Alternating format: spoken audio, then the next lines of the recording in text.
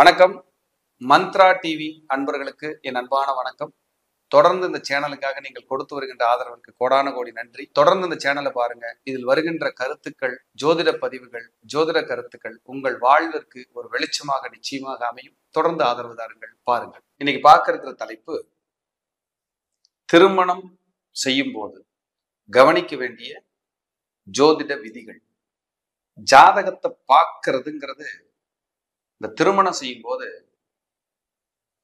5 பக்கம் பொருத்தம் பார்த்தோம் சார், 20 பக்கம் பொருத்தம் பார்த்தோம், எல்லாரும் சூப்பர்ன்ட்டாங்க, ரொம்ப சூப்பர்னாங்க சார், ஆனா இன்னைக்கு ரொம்ப பிரச்சனை ஆயிடுது சார். அப்படியெல்லாம் பொருத்தம். திருமண பொருத்தம்ங்கிறது என்ன சொல்ல வரேன்னா, 10க்கு 8, 10க்கு 10, 10க்கு 10ன்னு பாக்குறதெல்லாம் இருக்கட்டும். ஒரு 5% அது தசவித பொருத்தம்னு இதை சொல்லுவோம். ஒரு பெண்ணை ஒரு மாப்பிள்ளைக்கு, ஆணுக்கு கொடுக்குறீங்கன்னா, அல்லது ஒரு ஆண் ஒரு பெண்ணை கல்யாணம் பண்றாருன்னா, தயவு செய்து ஃபியூச்சரு, தசா புத்தி, இந்த ஜாதகருக்கான வளர்ச்சி, இந்த பொண்ணு வந்த நேரம் அந்த மாப்பிள்ளை போன நேரம் பொண்ணு, பொதுவா அந்த குடும்ப வளர்ச்சி எல்லாம் எப்படி இருக்குன்னு ஆராய்ச்சி பண்ணாம பண்ணாதீங்க. 1 வருஷம் லேட் ஆகட்டும், இல்ல 2 வருஷம் லேட் ஆகட்டும், தப்பே கிடையாது. சீக்கிரமா அச்சதை போடணும், பேரம்பேத்தியை பார்க்கணும், லைஃப வந்தமா வாழ்ந்தமான்னு இருக்கணும்னு எல்லாம் நினைக்கிறீங்க. தப்பெல்லாம் இல்லை.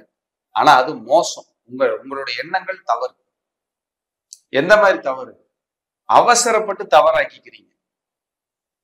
போறீங்க, ஒரு அழகான வீடு இருக்கு, பையன் லட்சணமா இருக்காரு, குடும்பம் சூப்பரா இருக்குது, ஏதோ ஒரு மாயையில விழுந்துடுறீங்க.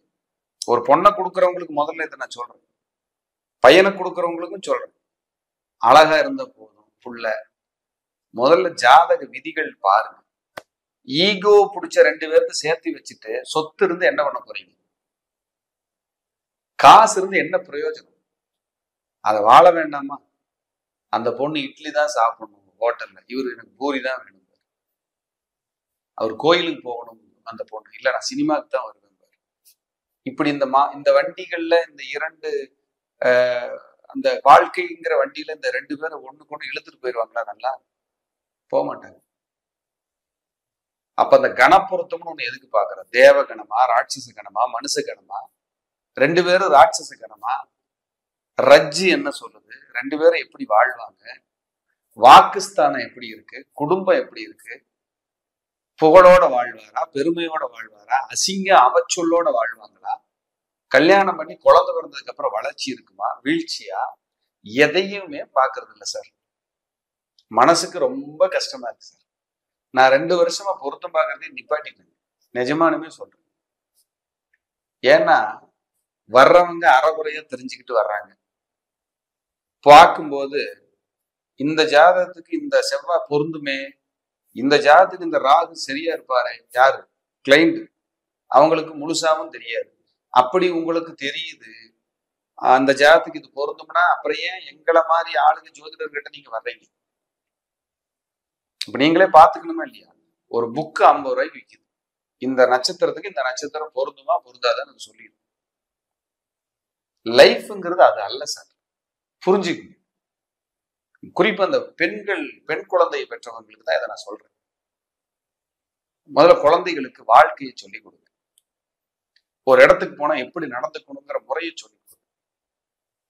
என் பொண்ணெல்லாம் 6 மணிக்கு எல்லாம் 8 மணிக்கு தான் எந்திரிக்கும், 10 மணிக்கு தான் பல்லு விளக்குங்கிற பெற்றோர்கள், பெருமை பேசுறவங்களையும் நான் பாக்குறேன்.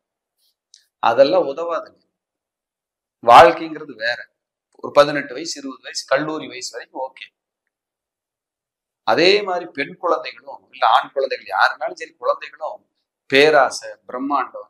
ஏன் பெத்தவங்களுக்கு தெரியுமா தெரியாதா? உங்களை வளர்த்துறவங்களுக்கு உங்களுக்கு என்ன வாழ்க்கை கொடுக்கணும்னு தெரியுமா தெரியாதான்னு யோசிச்சு பாருங்க.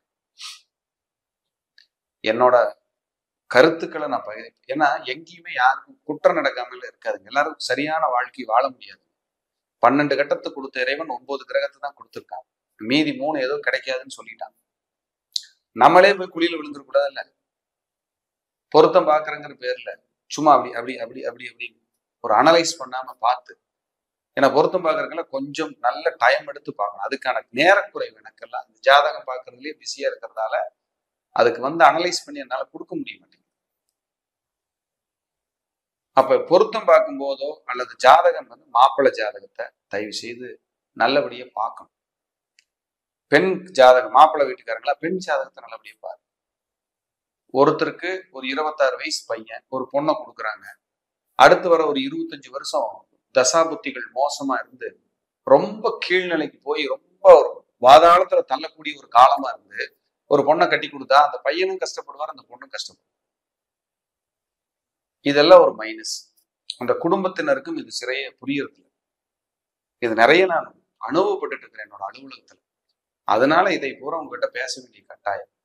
அப்போ ஒரு ஜாதகத்தை எடுத்து ஒரு பையனோ ஒரு பொண்ணோ கல்யாணம் பண்ண போறாங்கன்னா தசாபுத்தி எப்படி இருக்கு, குடும்ப வாழ்க்கை எப்படி இருக்கு, அடுத்தடுத்து தொடர்ந்து 7.5 சனி வருதா இல்ல அஷ்டம சனி வருதா, பாதிக்கப்படுறாங்களா, 2 பேர்த்துக்குமே டைவர்ஸ்க்கான தசாபுத்தி எதுவும் கல்யாணம் பண்ணி வச்சு ஒரு 2-3 வருஷத்துல வந்துருமா, பிரிவினை நோக்கி போவாங்களா, கட்டி வச்சதுக்கு அப்புறம் அசுர வளர்ச்சி அடைஞ்சு வீடு வாசல்லாம் வாங்கி நல்ல வாழ்க்கை வாழ்றதுக்கு வாய்ப்பு இருக்கா, இதையும் நீங்க பார்க்கணும். எல்லாருக்கும் இப்படி அமையுமான அமையாது. ஏற்கனவே நம்ம கட்டத்துல இருக்கும். கல்யாணம் பண்ணா சித்திரவதை அனுபவிக்கணுங்கிறது விதியா கூட இருக்கும் நம்ம ஜாதகத்துல. அதை கொஞ்சம் ஃபைன் டியூன் பண்ணி நல்ல இடமா கட்டி வைக்கலாம், கல்யாணம் பண்ணி கொடுக்கலாம்.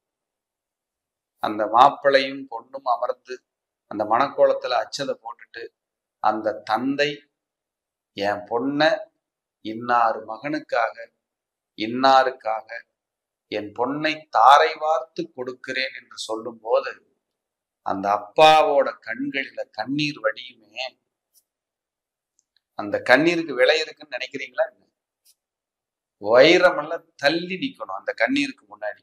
அப்படிப்பட்ட அந்த ஆனந்தமா என் பொண்ணு அப்படின்னு அந்த கண்ணீர் வடிக்கும். என்னை விட்டு என் பொண்ணு என் மகள் பிரிகிறாளே, நான் இனி எப்படி நான் இருக்க போறேன்னு அந்த தந்தை தாரை வார்த்து கொடுப்பார். அந்த காட்சியெல்லாம் நான் பார்க்கும்போது கலங்கி போயிடும் மனசு. அது பெற்றவங்களுக்கும், அது குறிப்பா பெண் குழந்தை பெற்றவர்களுக்கு அந்த வழி தெரியும். அதனால நீங்க ஆண் குழந்தை இருந்தாலும் பெண் குழந்தை பெற்றவங்களா இருந்தாலும் ஒருத்தரனால இன்னொருத்தர் லைஃப் கெட்டாம பார்த்துக்குங்க. நல்லதே நடக்க வேண்டாம், கெட்டது நடக்காம பார்த்துக்குங்க. அப்ப திருமணம் பண்ணும்போது ஒரு ஜாதகத்தில் ஃபியூச்சர் எப்படி, வளர்ச்சி என்ன, ஏதாவது டிஸ்டர்ப் இருக்கா, மறுமணம் ஏதாவது வந்துருமா, 2 கல்யாணம் 2க்கும் மேற்பட்ட கல்யாணம் நடக்கிற மாதிரியான அமைப்பா, இல்ல இவங்களுக்குள்ளேயே புரிதல் இல்லாம போயிருமா, மன அழுத்தத்தோட வாழ்வாங்களா, இதெல்லாம் பார்த்து கொடுக்கணும். எத்தனையோ பேருங்க ரெகுலரா ஒரு 4 கிளைண்டாவது மினிமம் வந்து 2 கல்யாணம் சார், குழந்தையோட இருக்காங்க சார், பிரிவினையை நோக்கி போறாங்க. எத்தனை பேர்? அதுக்கு சில இறைப்பரிகாரங்களே எடுத்துட்டு நிம்மதியா இருங்க. யாராவது கட்டி கொடுத்துட்டு என் பொண்ணும் இப்ப மாப்பிள்ளையும் சந்தோஷமா இல்லை, இல்லை என் மகனுக்கு கட்டி கொடுத்த மருமகள் நிம்மதியா இல்லை, 2 பேரும் கவலையோட இருக்காங்க வாழ்றாங்கன்னா உங்களுக்கான பரிகாரமா அதையும் நான் சொல்லிடுறேன். அதையும் கொஞ்சம் செஞ்சு பாருங்க. திருச்செங்கோடிலே இருக்கின்ற அர்த்தநாரீஸ்வரர் ஆலயத்தில் சென்று மானசீகமான பிரார்த்தனை பண்ணுங்க. எந்த நாள் வேணாலும் போயிங்க, ஒரு மாலை வாங்கி போட்டு வழிபாடு பண்ணுங்க. கணவன் மனைவி இருக்கிற பிணக்குகள் தொந்தரவுகள் குறையும். அடுத்தபடியா ஸ்ரீவாஞ்சியும் போலாம், அங்கேயும் நல்லா இருக்கும். ஒரு வீட்டுக்கு பெண்ணு கட்டிட்டு வந்து அந்த பெண்ணுனால பிரச்சனையா இருக்கிறவங்க, அந்த பையன் ரொம்ப வேதனைப்பட்டு இருக்காருன்னா அவர் சிவகாசிக்கு பக்கத்துல திருத்தங்கள் போயிட்டு வாங்க. திருத்தங்கள் மறுபடியும் இதுக்காக போன் பண்ணி கேட்டுறாதீங்க. இதுதான் விதிகள், இவ்வளவுதான். நீங்க போன் பண்ணாலும் இதைத்தான் சொல்ல போறோம். போன் பண்ணி பேசுறதுக்கு நேரமின்மையும் இருக்கும். உங்க நல்லதுக்காக இதை பேசியிருக்கேன். எல்லாரும் இறையருளோட குருவருளோட நல்ல நிம்மதியா இருக்கணும், ஐஸ்வர்யமா இருக்கணும்னு சொல்லி மீண்டும் ஒரு நல்ல பதிவில் சந்திக்கிறேன். நன்றி, வணக்கம், வாழ்க. தொடர்ந்து இந்த சேனலுக்காக நீங்கள் கொடுத்து வருகின்ற ஆதரவுக்கு கோடான கோடி நன்றி. தொடர்ந்து இந்த சேனலை பாருங்க. இதில் வருகின்ற கருத்துக்கள், ஜோதிட பதிவுகள், ஜோதிட கருத்துக்கள் உங்கள் வாழ்விற்கு ஒரு வெளிச்சமாக நிச்சயமாக அமையும். தொடர்ந்து ஆதரவு தாருங்கள், பாருங்கள்.